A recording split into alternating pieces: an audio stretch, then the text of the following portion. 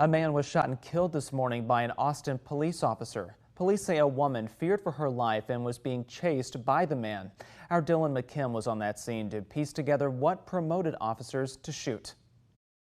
Police Chief Joseph Chacon gave a briefing to media just up the street from where this shooting happened at the Tides on South Lamar.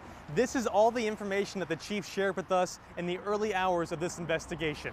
The chief said a woman was frantically knocking on the door of someone who lives at this apartment complex just before 5 a.m. She said she needed help and was being chased by a man. That person called 911 and officers arrived shortly after.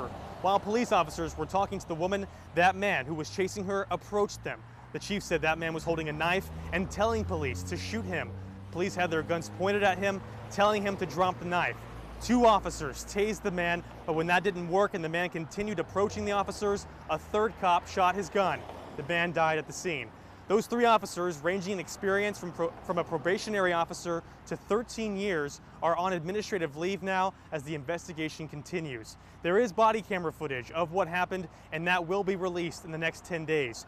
No other law enforcement agency will be helping in the investigation. I asked the chief what he thought of his officers' actions this morning. It's preliminary for me to be able to do that. I need to gather more facts before we start talking about, our officers are placed in extremely difficult situations every single day.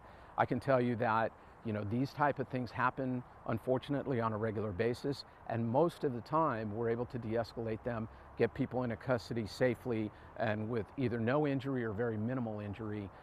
This is just a tragic circumstance, and got to take care of our officers as well as take care of the scene and the family of all involved.